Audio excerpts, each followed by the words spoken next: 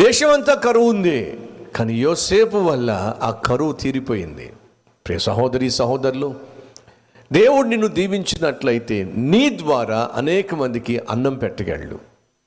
దేవుడు నిన్ను దీవించినట్లయితే నీ ద్వారా 10 మందికి ఉద్యోగాన్ని ఇవ్వగలడు. దేవుడు నిన్ను దీవించినట్లయితే నీ ద్వారా 10 మందికి వైద్యం చేయించగలడు. దేవుడు నిన్ను దీవించినట్లయితే నీ ద్వారా అనేక మంది జీవితాలను ఆశీర్వాదంగా మార్చేయగలడు. అది దేవుడు కోరుతున్నాడు.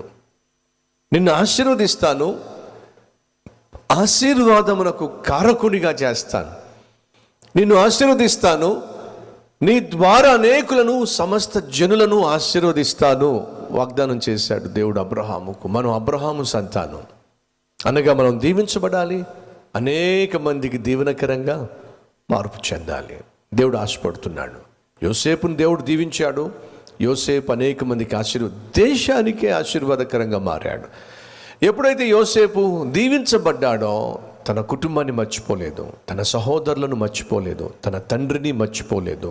కానీ ఈ రోజుల్లో కొంతమంది యవనస్తులు చదువుకుంటున్నప్పుడు తండ్రి కావాలి, తల్లి కావాలి, కాలేజ్ ఫీజు కడుతున్నప్పుడు తండ్రి కావాలి, తల్లి కావాలి, కొత్త బట్టలు కావాల్సి వస్తే తల్లి కావాలి, తండ్రి కావాలి. అమ్మా, మమ్మీ నాకు కొత్త డ్రెస్ కావాలి, మమ్మీ నాకు బైక్ కావాలి. డాడీ వద్దు అన్నాడు అనుకోండి, వాడు ఏం చేస్తాడు?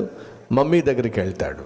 మన ఒక సహోదరుడు వచ్చి, అయ్యా మా అబ్బాయి బైక్ కోసం ప్రార్థన చేయండి, వద్దురా వద్దురా అని చెప్పి అంటున్నాను.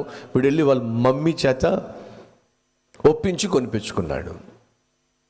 బైక్ కావాల్సి వస్తే మమ్మీ కావాలి, డాడీ కావాలి, బట్టలు కావాల్సి వస్తే మమ్మీ కావాలి, డాడీ కావాలి, బుక్స్ కావాల్సి వస్తే మమ్మీ కావాలి, డాడీ కావాలి, భవిష్యత్తు కావాల్సి వస్తే మమ్మీ కావాలి, డాడీ కావాలి.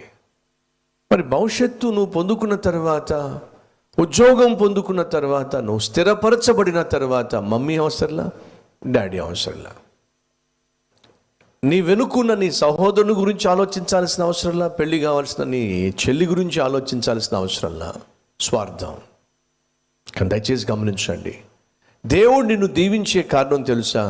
దీవెనలన్నీ కూడా నువ్వు అనుభవిస్తావని కాదు, మరి నీ దీవెనలను నీ చుట్టూ ఉన్న వారికి పంచి పెడతావు అనే ఉద్దేశంతోనే దేవుడు నిన్ను దీవిస్తున్నాడు. మర్చిపోకండి.